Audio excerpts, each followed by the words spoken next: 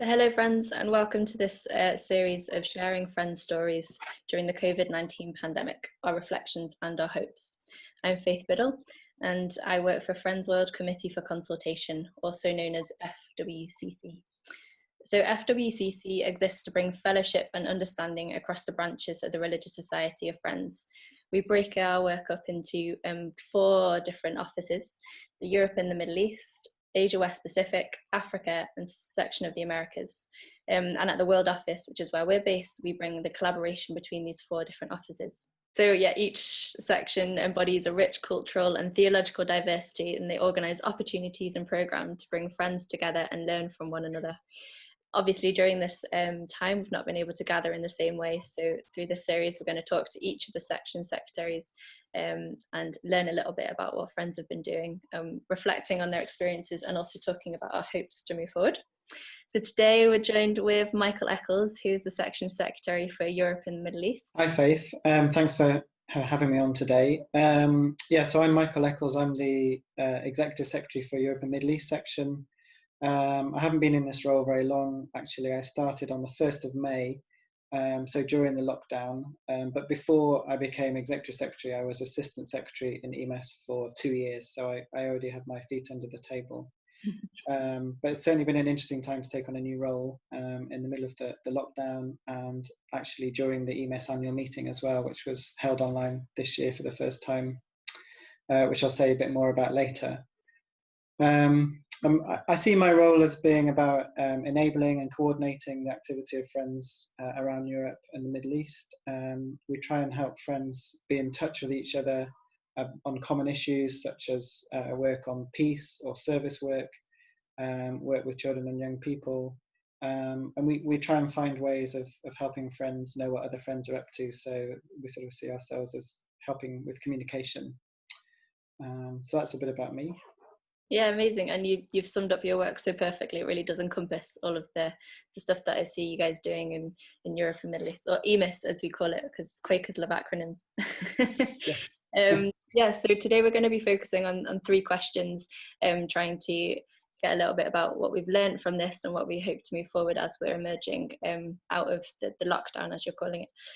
So the first question I want to put to you, Michael, is what change have you noticed during the EMES section during this time? Yeah, well, a lot of changes, obviously. I mean, probably the most obvious one is the lack of travel and meeting people in person. So as EMES, we do a lot of travelling as staff, and also the executive committee, but also Friends travel to meet each other at the yearly meetings and other gatherings. So I suppose that the other side of that is all the online meeting that's been going on. So the embracing of Zoom and other technology to meet. Lots of yearly meetings have met online this year already, or have postponed their meetings to meet later in the year. There's a huge amount of regular online worship going on. In fact, before the lockdown began, Woodbrook has been running online worship for a long time, and EMES recently went into partnership with them.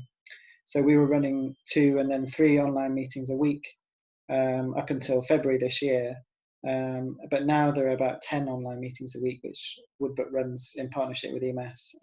So that's a huge increase, and some of those meetings get over 100 people at them. So it's a lot of people attending online worship. And we've recently set up a page on our website where we list all the meetings around Europe that are willing to accept visitors from outside. So that's a really nice resource to have. And I know you have something on your website looking more globally at the same kind of thing, but the opportunity for intervisitation has been great. I went to a meeting in Moscow one week, another week I went to Belgium and Luxembourg, and it's just really nice to be able to do that without having to travel anywhere and still be home for lunch. You know, it's quite nice. But I do think, you know, the downside of meeting online, for example, our annual meeting or yearly meetings, is that you miss out on those chats over cups of tea or the late night conversations. We tried to recreate some of that at our annual meeting by having a social evening, and we had late epilogues at the end of the day, but it's still not the same as meeting in person. So I think we're missing out on that.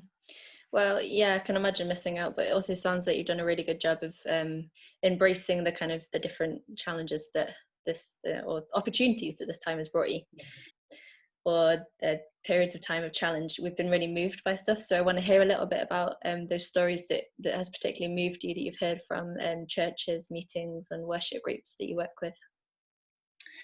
Yeah, I mean, one of the things that's moved me is hearing about reconnections that have happened because of online connections. So we've had people attending meetings that haven't been for years, haven't been able to go because they were housebound, or just the time of the week didn't work for them when the meeting was on a Sunday morning, for example. So people have been able to reconnect that way, because our diaries have all been empty, haven't they? Pretty much. So whatever you normally did on a Sunday morning isn't happening, so you can go to meeting. So that's been great, and just the reconnecting internationally in those ways. I think I've also been moved by the concern that people have had about how we're also excluding people. So it's a sort of paradox, this online worship. We can include lots of extra people who perhaps weren't able to join in for whatever reason, but the downside is that there are people who can't get onto online worship for whatever reason. They don't have access to the technology, either because they're not able to use it, or they can't afford to use it. And we are actually in EMES recently, we've started looking at how we can try and bridge that digital divide, if there's something we can do to support friends. Because even when we go back to meeting much more in person, I think a lot of meetings are planning to keep some kind of blended worship, so they might still have an online element of their meeting. Yeah, and it's really interesting, partly when working on an international perspective and having to be aware of how we can encompass and welcome different friends. Sorry, my daughter's. I'll come and see you in a few minutes, okay? It's an example of what it's like to work at home when you've got your children. I know, fabulous. I mean, yeah, beautifully demonstrated. Yeah, no, so, and I really look forward to hearing how people are going to approach the blended worship, because I think one of the wonderful things about Quakerism is about creating spaces and trying to find the ways that we can make it as equal and as open as possible. So I'll be really interested to see how we develop, which moves me on nicely to the last question that I want to ask you, Michael, which is, are there any kind of things that you hope, as we move forward out of a different phase of lockdown and kind of back into a different type of or new normal, are there things that you hope that we take forward from this time? So obviously the thinking about blended worship is part of that, and working out how we can include people who weren't able to join in before. I think thinking about that annual meeting, so EMES I think is unusual in the FWCC sections because we do meet every year. Usually the other sections meet less frequently. But certainly there were friends this year who were saying to us, let's do this again online. So we'll be looking at whether that's possible in another year, because the carbon footprint of an event online is much smaller. And the other benefit was that we were able to include more people from a more sort of geographically diverse group of people who wouldn't otherwise have been able to afford to be there, whether it's because of time or money. It won't replace an in-person event, but doing it sometimes online, I think, is something to think about. I think other reflections, with sort of finding new ways of communicating. I've also felt more closely connected to other parts of the FWCC world. Some of the time, there's been a regular weekly worship with the other sections. I haven't managed to get to it very often, but it's nice to know it's there. My work has been very difficult because, as you've seen, my daughter is at home. Her school is not open. My older daughter is back at school, but she's not at school. Working at home all the time is difficult, and it's just finding new ways of working. But I'm also sure that I've missed lots of things that EMES have been doing over the last few months while we've been chatting. So I hope you'll come back and ask me again soon to see what else we can talk about. Oh yeah, and I definitely encourage friends to find out more about what you're doing. I'll put a link to all of the the worships that you helpfully researched in the description Great, as well. thank you. But, and also your social media, because you're really active on sharing friend stories throughout those, which I find really useful in my role as well. So I'm sure other friends around the world will love to. So just before we end, Michael, is there anything else that you wanted to share while we've got this chance? To say that well, firstly, I'm looking forward to hearing from the other sections what they're going to say. And perhaps I should have mentioned earlier that I do also have a colleague, Jez Smith, who's based in Geneva in Switzerland, and it's the two of us who are the staff in EMES. So I'm not doing it all by myself, all of this work. I'm sure Jez will be very happy to hear that. Yeah.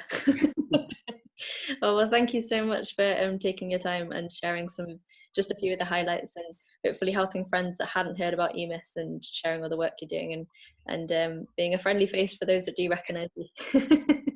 Thank you, Michael. Thanks.